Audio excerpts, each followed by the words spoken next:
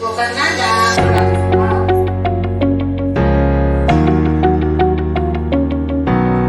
ಆತ್ಮೀಯ ವಿದ್ಯಾರ್ಥಿಗಳೇ,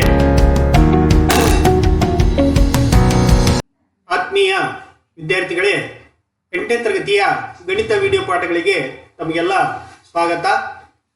ಇದು ಭಾಗಲಬ್ಧ ಸಂಖ್ಯೆಗಳು ಪಾಠದ 10ನೇ ವಿಡಿಯೋ ಸಂಚಿಕೆಯಾಗಿದ್ದು, ಈ ಒಂದು ವಿಡಿಯೋ ಸಂಚಿಕೆಯಲ್ಲಿ ಎರಡು ಸಂಖ್ಯೆಗಳ ನಡುವಿನ ಭಾಗಲಬ್ಧ ಸಂಖ್ಯೆಗಳನ್ನು ಕಂಡುಹಿಡಿಯುವುದನ್ನು ನಾವು ತಿಳಿದುಕೊಳ್ಳೋಣ.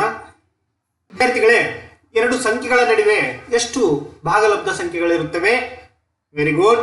ಎರಡು ಸಂಖ್ಯೆಗಳ ನಡುವೆ ಎಣಿಸಲಾರದಷ್ಟು ಅಂದರೆ ಅಪರಿಮಿತ ಭಾಗಲಬ್ಧ ಸಂಖ್ಯೆಗಳು ಇರುತ್ತವೆ. ಎರಡು ಸಂಖ್ಯೆಗಳ ನಡುವೆ ಅಪರಿಮಿತ ಭಾಗಲಬ್ಧ ಸಂಖ್ಯೆಗಳನ್ನು ನಾವು ಎರಡು ಸಂಖ್ಯೆಗಳ ನಡುವೆ ಗುರುತಿಸಬಹುದು. ಇದನ್ನು ನಾವು ಉದಾಹರಣೆಗಳ ಮೂಲಕ ತಿಳಿದುಕೊಳ್ಳೋಣ. ಒಂದನೇ ಉದಾಹರಣೆ, 1 ಮತ್ತು 2ರ ನಡುವಿನ 5 ಭಾಗಲಬ್ಧ ಸಂಖ್ಯೆಗಳನ್ನು ಬರೆಯಿರಿ. 1 ಮತ್ತು 2ರ ನಡುವಿನ 5 ಭಾಗಲಬ್ಧ ಸಂಖ್ಯೆಗಳನ್ನು ಬರೆಯಿರಿ. ವಿದ್ಯಾರ್ಥಿಗಳೇ, ಇದನ್ನು ನಾವು ಮೊದಲು P/Q ರೂಪದಲ್ಲಿ ಬರ್ಕೋಬೇಕು. 1/1 ಮತ್ತು 2/1. ಇದನ್ನು ನಾವು ಮೊದಲು ಭಾಗಲಬ್ಧ ಸಂಖ್ಯೆಗಳ ರೂಪದಲ್ಲಿ ಅಥವಾ P/Q ರೂಪದಲ್ಲಿ ಬರೆದುಕೊಂಡಾಗ 1/1 ಹಾಗೂ 2/1. ಈಗ ನಾವು ಇಲ್ಲಿ ವಿದ್ಯಾರ್ಥಿಗಳೇ ಗಮನಿಸಿ, ಇಲ್ಲಿ 1 ಮತ್ತು 2ರ ನಡುವಿನ 5 ಭಾಗಲಬ್ಧ ಸಂಖ್ಯೆಗಳು ಅಂತ ಹೇಳೋಣ. 5ಕ್ಕೆ ನಾವು 1 ಕೂಡಿಸಿದಾಗ 6 ಆಗುತ್ತೆ. ಆದ್ದರಿಂದ 1/1 ಮತ್ತು 2/1ಕ್ಕೆ ನಾವು 6ರಿಂದ ಗುಣಿಸಿ ಭಾಗಿಸಿದಾಗ ಸುಲಭವಾಗಿ ನಾವು 1 ಮತ್ತು 2ರ ನಡುವಿನ 5 ಭಾಗಲಬ್ಧ ಸಂಖ್ಯೆಗಳನ್ನು ನಾವು ಕಂಡುಹಿಡಿಯಬಹುದು. ಇಲ್ಲಿ ನಾವು ಉದಾಹರಣೆ ಅಂದರೆ ಇಲ್ಲಿ 5 + 1 5 ಭಾಗಲಬ್ಧ ಸಂಖ್ಯೆಗಳನ್ನು ಕಂಡುಹಿಡಿಯಿರಿ ಅಂತ ಹೇಳೋಣ. 5ಕ್ಕೆ ನಾವು 1 ಸೇರಿಸಿದಾಗ 6 ಆಗುತ್ತೆ. ಆ 6ಅನ್ನು ನಾವು ಏನು ಮಾಡಬೇಕು? ಎರಡೂ ಸಂಖ್ಯೆಗಳಿಗೆ ಗುಣಿಸಿ ಮತ್ತು ಭಾಗಿಸಬೇಕು. ಇಲ್ಲಿ 1/6 6, ಅದೇ ರೀತಿ 1/6 6. ಅದೇ ರೀತಿ ಇಲ್ಲಿ ಕೂಡ 2/1 ಗುಣಿಸು 6/6, 2/6 12, ಅದೇ ರೀತಿ 1/6 6. ಈಗ ನಾವು ಸುಲಭವಾಗಿ 1 ಮತ್ತು 2ರ ನಡುವಿನ 5 ಭಾಗಲಬ್ಧ ಸಂಖ್ಯೆಗಳನ್ನು ಬರೆಯಬಹುದು.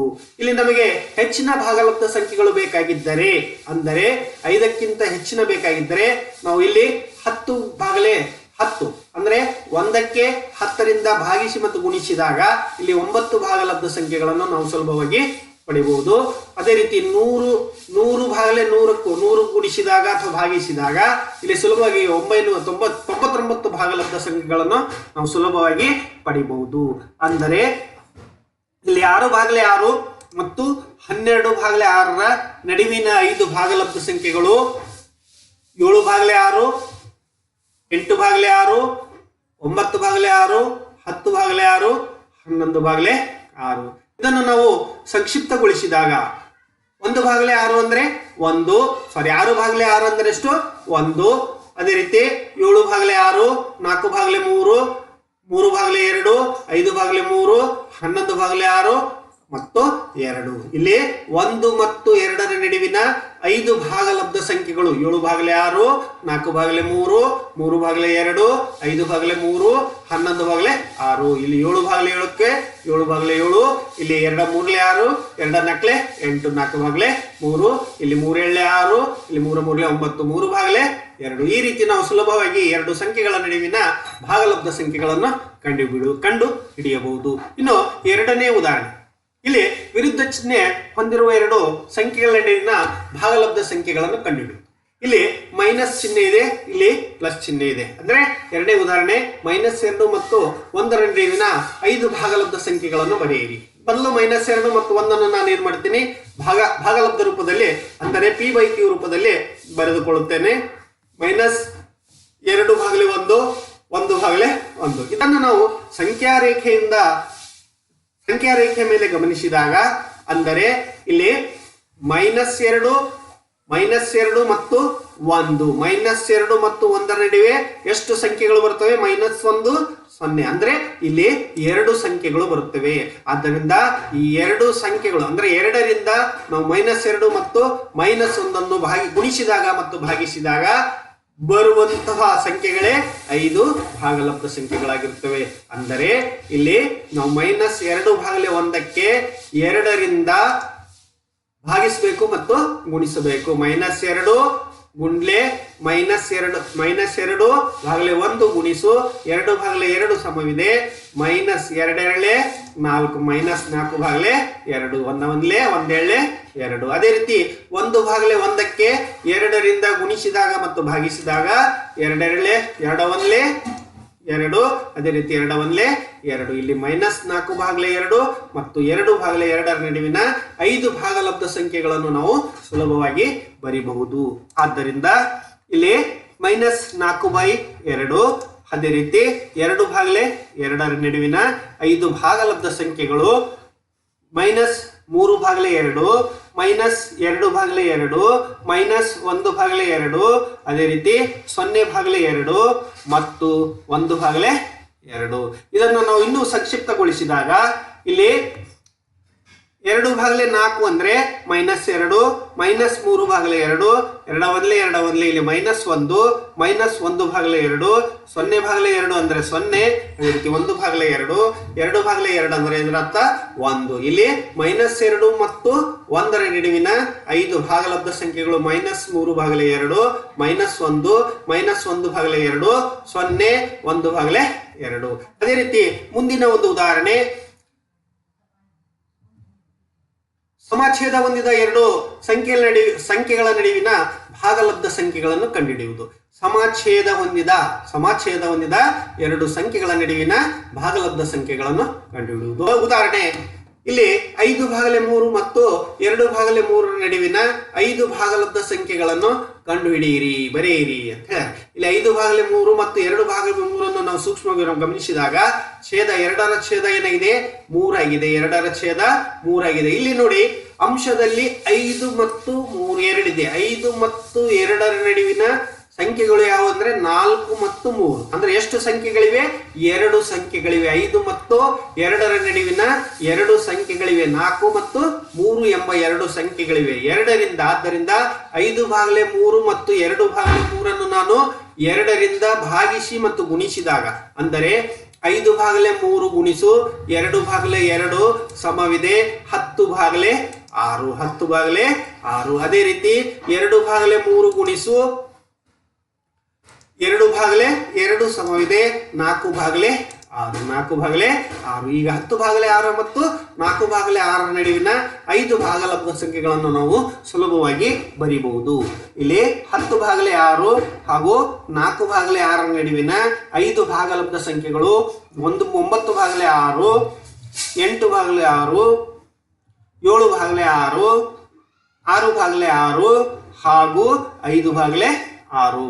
ಇದನ್ನು ನಾವು ಸಂಕ್ಷಿಪ್ತಗೊಳಿಸಿದಾಗ 10/6 ಅಂದ್ರೆ 5/3, 9/6 ಅಂದ್ರೆ 3/2, 8/6 ಅಂದ್ರೆ 4/3, 7/6, 6/6 ಅಂದ್ರೆ 1, 5/6 ಮತ್ತು 4/6 ಅಂದ್ರೆ 2/3. ಆದ್ದರಿಂದ ಇಲ್ಲಿ 5/3 ಮತ್ತು 2/3ರ ನಡುವಿನ 5 ಭಾಗಲಬ್ಧ ಸಂಖ್ಯೆಗಳು 3/2, 4/3, 7/6, 1 ಮತ್ತು 5/6. ಇಲ್ಲಿ ನಮಗೆ 5 ಭಾಗಲಬ್ಧ ಸಂಖ್ಯೆಗಳು ಬೇಕು ಅಂತ ಕೇಳಿದ್ದಾರೆ. ಇದನ್ನೇ ನಾವು 10 ಭಾಗಲಬ್ಧ ಸಂಖ್ಯೆಗಳು ಬೇಕಾಗಿದ್ದರೆ ಈ 2ಅನ್ನು ನಾವು ದ್ವಿಗುಣಗೊಳಿಸಬೇಕು. ಅಂದರೆ 2ಅನ್ನು ನಾವು 2ರಷ್ಟು ಅಂದ್ರೆ 2 4, 4ರಿಂದ ಗುಣಿಸಿ ಮತ್ತು ಭಾಗಿಸಿದಾಗ ನಮಗೆ 10 ಭಾಗಲಬ್ಧ ಸಂಖ್ಯೆಗಳು ಸುಲಭವಾಗಿ ನಾವು ಬರೀಬಹುದು. 20 ಭಾಗಲಬ್ಧ ಸಂಖ್ಯೆಗಳು ಬರೀಬೇಕಾದ್ರೆ 4ರ 2ರಷ್ಟು ಅಂದ್ರೆ 4 8, 8ಅನ್ನು ನಾವು ಭಾಗಿಸಿ ಗುಣಿಸಿದಾಗ ನಮಗೆ 20 ಭಾಗಲಬ್ಧ ಸಂಖ್ಯೆಗಳನ್ನು ನಾವು ಸುಲಭವಾಗಿ ಕಂಡುಹಿಡಿಯಬಹುದು. ಇನ್ನು ಮುಂದಿನ ಒಂದು ಹಂತದಲ್ಲಿ ಸಮವಲ್ಲದ ಛೇದ ಹೊಂದಿದ 2 ಸಂಖ್ಯೆಗಳ ನಡುವಿನ ಭಾಗಲಬ್ಧ ಸಂಖ್ಯೆಗಳನ್ನು ಕಂಡುಹಿಡಿಯುವುದು. ಸಮವಲ್ಲದ ಛೇದ ಅಂದ್ರೆ ಛೇದದಲ್ಲಿ ಸಮವಲ್ಲದ ಸಂಖ್ಯೆಗಳು ಇದ್ದರೆ ಅಂತಹ ಸಂಖ್ಯೆಗಳ ನಡುವಿನ ಭಾಗಲಬ್ಧ ಸಂಖ್ಯೆಗಳನ್ನು ಯಾವ ರೀತಿ ಕಂಡುಹಿಡಿಯಬೇಕು ಎಂಬುದನ್ನು ಈಗ ತಿಳಿದುಕೊಳ್ಳೋಣ. ಉದಾಹರಣೆ, ಇಲ್ಲಿ 1/3 ಮತ್ತು 4/5 ನಡುವಿನ 5 ಭಾಗಲಬ್ಧ ಸಂಖ್ಯೆಗಳನ್ನು ಬರೆಯಿರಿ ಅಂತ ಹೇಳಿ. ಇಲ್ಲಿ 1/3 ಮತ್ತು 4/5. ಇಲ್ಲಿ ವಿದ್ಯಾರ್ಥಿಗಳ ಗಮನಿಸಿ, ಇಲ್ಲಿ 3 ಮತ್ತು 5 ಛೇದದಲ್ಲಿ ಬೇರೆ ಬೇರೆ ಸಂಖ್ಯೆಗಳಿವೆ. ಇವುಗಳ ಛೇದವನ್ನು ಸಮ ಸಂಖ್ಯೆಗೆ ಪರಿವರ್ತನೆ ಮಾಡಿಕೊಳ್ಬೇಕು. ಸಮ ಸಂಖ್ಯೆಗೆ ಪರಿವರ್ತನೆ ಮಾಡಿಕೊಳ್ಬೇಕಾದ್ರೆ ನಾವು 3 ಮತ್ತು 5ರ ಲಾಸ ತೆಗಿಬೇಕು. ಲಾಸ 3 ಗುಣ್ಲೆ 5 ಸಮವಿದೆ 15. ಆದ್ದರಿಂದ ಛೇದದಲ್ಲಿ 15 ಬರುವಂತೆ 1/3ಕ್ಕೆ 5ರಿಂದ ಮತ್ತು 4/5ಕ್ಕೆ 3ರಿಂದ ಗುಣಿಸಿದಾಗ ಛೇದಗಳು ಸಮವಾಗುತ್ತವೆ. ಅಂದರೆ ಇಲ್ಲಿ 1/3 ಗುಣಿಸು 5/5, 5 1 5 3 5 15 ಸಮವಿದೆ 5/15.